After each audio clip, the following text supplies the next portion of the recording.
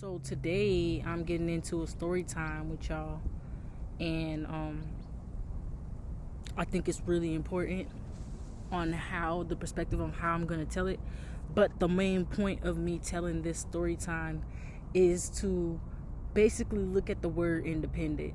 Basically, word independent has the word in it, and then it has the word dependent.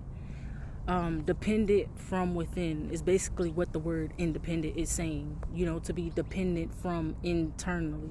Depend upon your internal navigation in order to navigate externally. Independent. So let's jump into the story time. This switches to my next segment. So this story is about someone that I've dated in the past, and this story isn't to make this person seem bad. This story isn't to make myself look like a certain way. This story is to just open up your curiosity, to make you curious, to make you question things, to make you recognize pattern recognition, because that's really my one of my biggest spiritual gifts is pattern recognition. So the story starts last year. 23-year-old me was going through the motions of life. So I had, been living, I had been bouncing from place to place, from my mom's, my grandma's, from friends, sleeping on couches. I had literally been bouncing everywhere. And after really bouncing everywhere, I had met this guy online. Me and this guy had been friends for about a year or two before I had finally gave in and was like, okay, let's see what's to it. So me and him had been friends. So I had been ignoring him up until then. Which makes me frustrated when I think about this story, because I'm like, shit, I legit, my spiritual team was blocking this. Excuse my language, because natural me want to say nigga, but yeah, my spiritual team was blocking this nigga. We did not want to talk to him, and I felt it. So it's just funny to me when I think about the story, and I'm like, damn, what made me go back and talk to him when my spiritual team was naturally blocking him off from me. So long story short, me and this person, I'm gonna call him Booger because it's close to his name, and I'm not gonna really tell no names out here, but we gonna call him Booger. Booger had been there for me while I was going through things, and he was just telling me, reassuring me, I got you. If you ever go through something, I got your back. I'm there for you. I'm so sorry you going through this. I would never do that to you, and that shit is so fucked up. That's supposed to be your family, because my mom was kicking me out, and I had no place to go. So Booga ended up helping me with a hotel. So after me and Booga had been talking for a couple months, this ended up happening. I ended up getting kicked out. Booga, sweet talking and stuff, but Booga was like, I'll get you a hotel for the night. He sent me maybe $170, and that was enough for the night or two, or maybe, I don't know if it was 170. I don't know what it was to be exact, but he had sent me a decent amount of money to get into a hotel. So I got into there. I had a little bit of money left over, but it wasn't I was waiting for my next paycheck. At the time I was working at this booth basically downtown, and it was a summer job. It was really popping and booming in the summer. So I was waiting for my next check or whatever, and I didn't have enough to pay for the next day. So I had a friend that I had talked to, and I knew her since high school. she ended up coming to help me, and I felt really, really, y'all,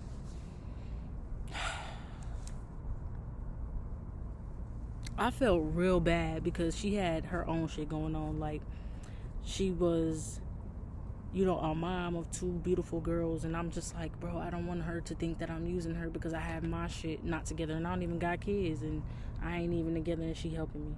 You know what I mean? So I just felt she wasn't ever giving me the energy that I had to leave. She never treated me no type of way. Good ass woman.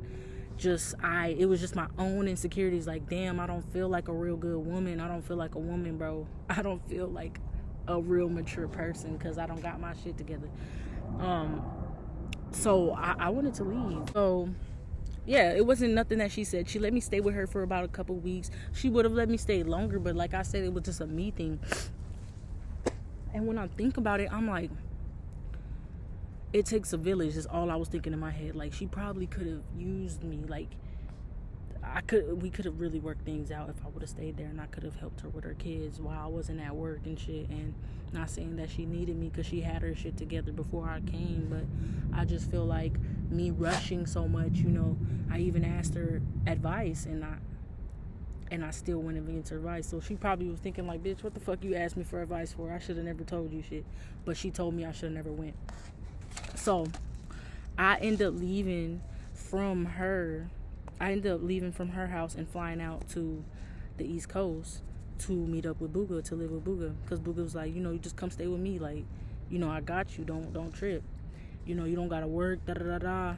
And in my head at this time, I'm so naive, so unlearned, so unexperienced that when Booga said that, I'm like, a nigga ain't never offered me to come live with him. And he take care of me, and I just got to worry about my mental health. That's really what he said. And just be a woman. That's what he said. Be a goddess. He kept saying, be a goddess, be a goddess. Niggas be lying. Anyway, so I ended up flying out there. Now, I'm gonna go ahead and skip a little couple of steps, but me and Booga ended up getting real cool, settling in nice, and me and him, started doing shrooms together, and he was really excited and adamant about doing these shrooms, and I'm just like, nigga, it's not that big of a deal. Like, we can do them or we can't. I'm not really that type of person that likes to do shit like that, but we could chill. Like, I'm not gonna chill with you. You know what I mean? But I'm not adamant about like getting on the shrooms and always being on them. And I just wasn't that type of girl. So we get in the shroom. It opens me and Booga up more to each other emotionally, spiritually, physically. Like, on every level, me and him was attached. I feel like, from my end, I don't know about that nigga end, but on my end, the shrooms was like a door, a gateway to that. Which is, before I even continue my story, y'all, I do want to tell y'all, do not do shrooms with people that you're like experience life. I'm not gonna tell y'all what to do and not to do, but I am gonna say be mindful of people that indulge in the shrooms too much, one, and two,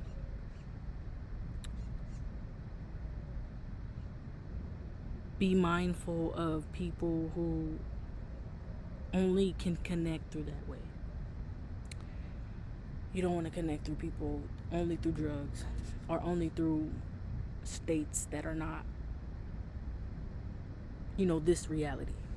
It's cool. I'm not saying nothing's against it, but you do not want to be too far up in there all the time. You really don't. So me and Booga really opened up to each other. Booga had mentioned to me when I was out here, before I even went over there, he had been opening up about, well, I thought it was opening up, but he was really omitting, which was telling half truths or telling only one part of the truth and not telling the full truth. The nigga was telling me that he had been dealing or talking to people after he had been in a 10-year relationship. He went a year being celibate or not dating, which I knew he was lying because in his story he was talking about how he had been talking to people. Then I seen how, how long it took him to tell me how long it had been since he had last talked to his ex of 10 that he had been with for 10 years. So I'm like, your shit not adding up. Basically, moral of the story. Your shit not adding up, nigga. You think you analytical. I'm real analytical. Like, I see every part. So the girl that he had mentioned to me out here, you know, he was treating it like, oh, it's bygones, let bygones be bygones. So I didn't pay that red flag. I didn't really pay mind to it. I just was like, all right, if he said it ain't nothing, it ain't nothing. I get out there, me and Booga was off the shrooms and shit, but right before we were about to do it, our first time, we're in a studio together because he had a home studio, and he sits there and he looks at me and he's like, I don't know what to do. She's still texting me, and y'all, I don't mean to start. Y'all, when I say I literally paused, I got mad. My first reaction, I flipped out on this nigga. I'm not even gonna lie, because I'm like, bro, you're playing games with me. You brought me all the way out here to play games. The next thing that flies out his mouth is, you think I brought you out here to play games? And that's exactly what the fuck he did. Brought me out there to play games with him. So I was mad. I'm like, bro, no. Like my survival instincts came out. I was scared. The first thing that came out was, I'm in this state. I made a stupid ass decision. Is the first thing that, like, and this is why it's important to be mindful of how you talk to yourself. But at the same time, that was the realest shit I could have ever said to myself. Realest shit. 12 on the clock when I just peeped it. So I was like, I made a stupid ass decision. I should have listened to my homegirl, bro. Like, this nigga gonna kill me. This nigga gonna kill me. And this is why I say this. Because I'm not just assuming a nigga gonna put his hands on me. And everything that led up to this, literally, he ended up putting his hands on me, y'all. So, 1, 2, 3, 4. Foundational. So, I'm like, I get mad. I snap on him. And then once I snap on him, I start getting curious. I'm like, after I get mad and shit, I'm not a person to stay mad, my nigga. Like, I wasn't there for that shit, so I can't stay mad at you. But at the same time, you playing weird games, because now you talking about she texting your phone. You're still entertaining her, nigga. Like, let's not play stupid ass games. Only way a motherfucker texting your phone is if you still entertaining them, or if you really got a stalker going on. So that's why I got curious. I'm like, either this nigga entertaining her or he got a stalker. So I get curious, like, what if he really got a stalker? Because I had a stalker, a nigga who kept texting me, and I'm like, I don't want to talk to you, but every other month he's checking in on me, unwillingly. I done blocked him from different messages, different numbers. This nigga's texting me, and a totally different guy, not Booga, but a totally different guy that I've was first talking to. This nigga's texting me from every other text now numbers, all types of shit. It's to the point where I started catching myself getting into the loop, and I'm like, what the fuck? I'm not even attached to you in that way. So that's why I was giving him Booga the benefit of the doubt. I'm like, he probably really got a stalker. So I start getting curious after I cussed him the fuck out. I cussed that man smooth the fuck out. After I cuss him out, he starts revealing stuff, and I'm like, it starts revealing to me, okay, Booga's playing the game. Like, he's dead ass pretending to not know how to go about this situation the whole time.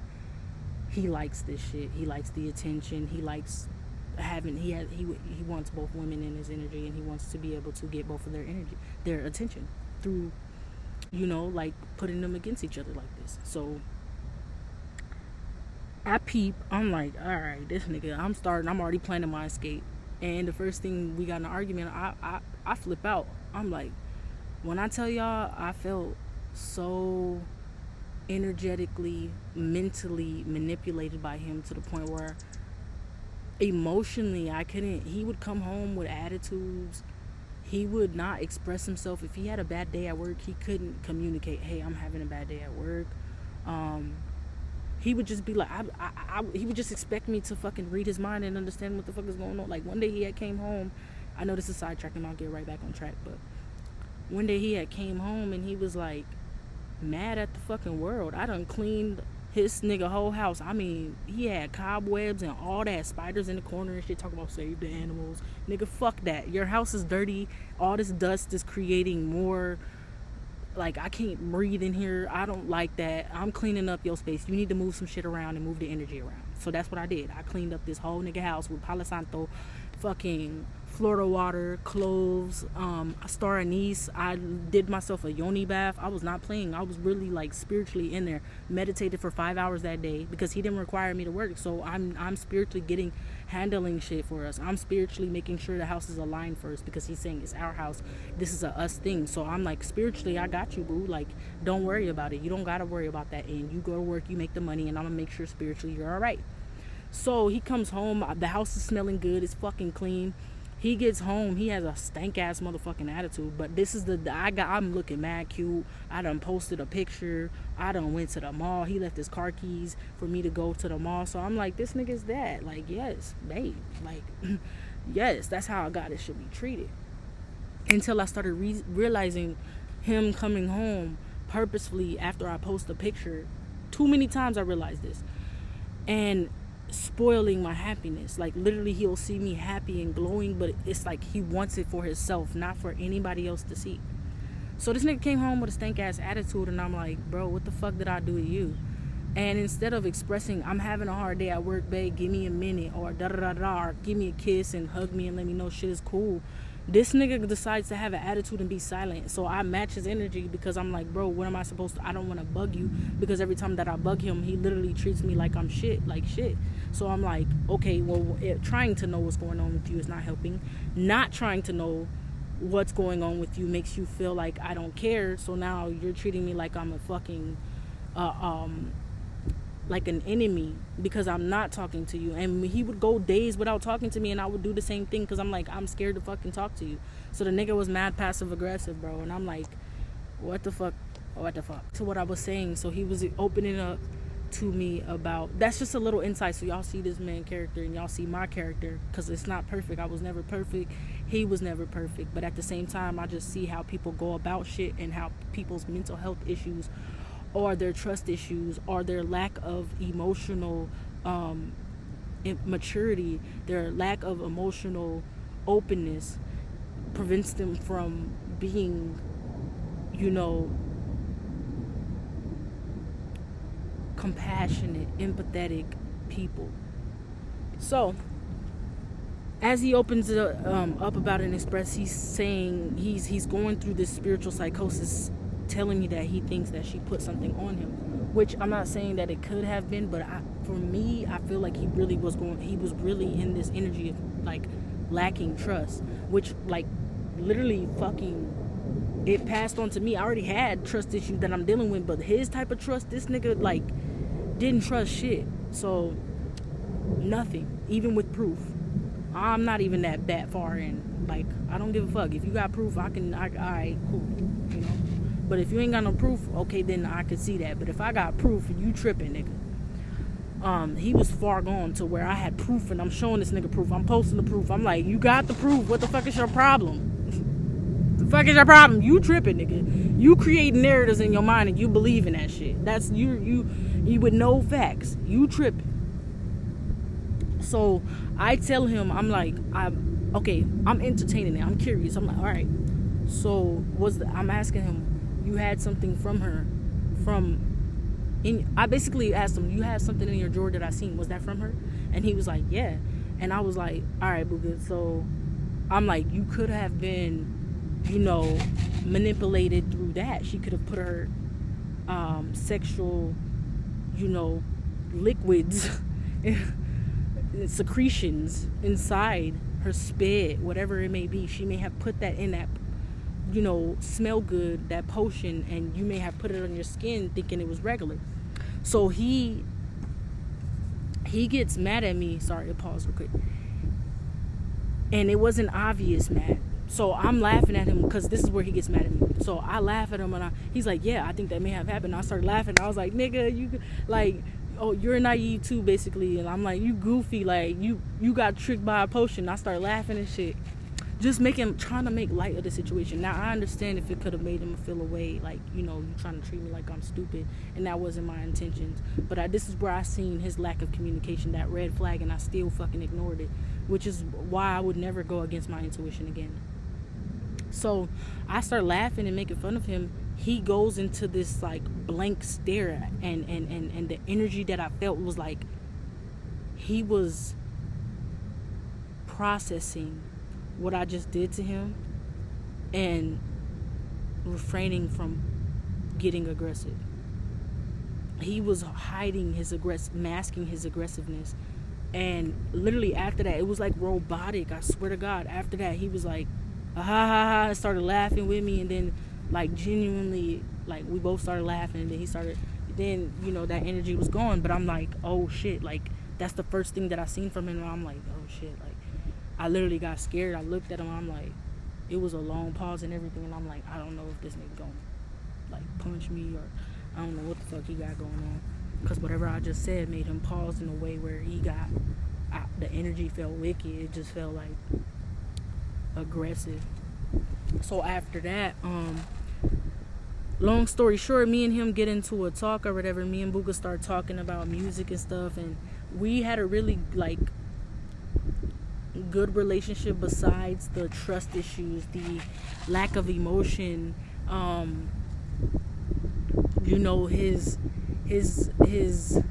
cutthroatness. He was just cutthroat to where he couldn't, you know, accept truth.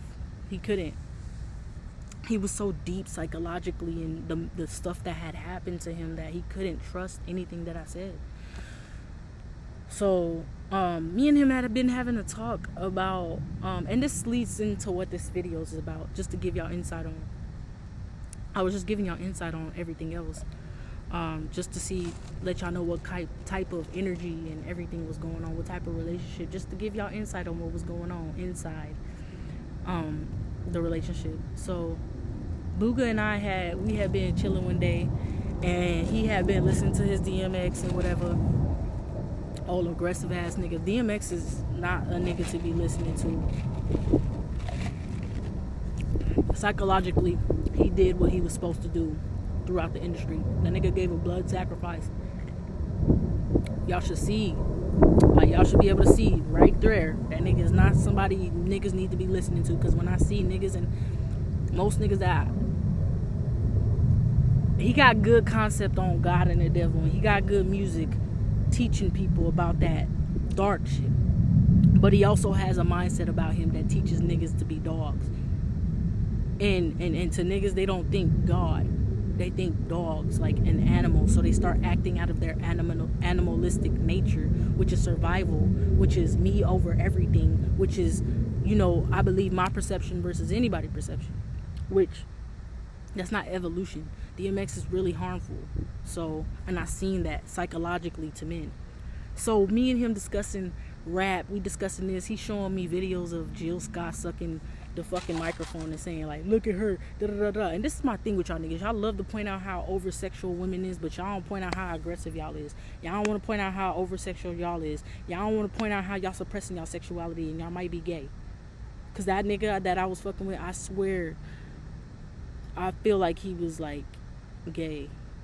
And I have reasons. I'm not gonna express, but there was so much signs leading to me thinking that he might be gay. So I'm like, you suppressing your gayness, nigga. There's just too much shit. But he was suppressing it through masculinity. So I'm like, just because you're a masculine man doesn't mean that I can't see you. I see you, nigga. And you kind of acting a little weird. But always want to call me masculine. Like, nigga, I'm balanced within my feminine. I could be feminine, nigga. I could be submissive. You gotta get me there. So, me and him discussing that, and we discussing Jill Scott, and I'm like, damn, I didn't see that video at first. I'm like, Jill Scott doing that? What the fuck? Like, I still don't agree with that shit. Cause girl, why you sucking that microphone like that? Like, ugh. Like, I would never be trying to foreplay no shit like that. And he already got a point. Y'all too fucking freaky. So he had a point with that. But I was listening to Neo one day, and this is around the same time we cooking, we eating, we chilling, having a good time and shit, drinking wine. And you know, Booga, listen, I put on Neo. I put on Miss Independent. I don't know the rest of the lyrics. We can look it up. But I was singing that shit, and he had not interrupted me. We had just started a conversation. He basically was like, you know, I don't really like that type of music because it promotes women to not think they don't need a man. They don't need this. They don't need that. And at the time, I'm like, I get where he coming from, cause you know, I'm like, damn, there is a lot of women who say they don't need a man, da da da. But then when I thought about it, and right now in my current time, like not being manipulated by him, not being so intrigued and so invested in him that everything he said, like he was like a god to me. Everything he said was just like law. Like everything this nigga said was law. And I promise y'all, it wasn't because of no penis. It wasn't because of no wee. It was just because his intellect, and it was just because who he was and emotionally. And he took care of me as a man. Like, you know, coming from a girl who didn't have her father in her life at that moment. Well, when I was younger, I have my father in my life now because he was locked away and stuff.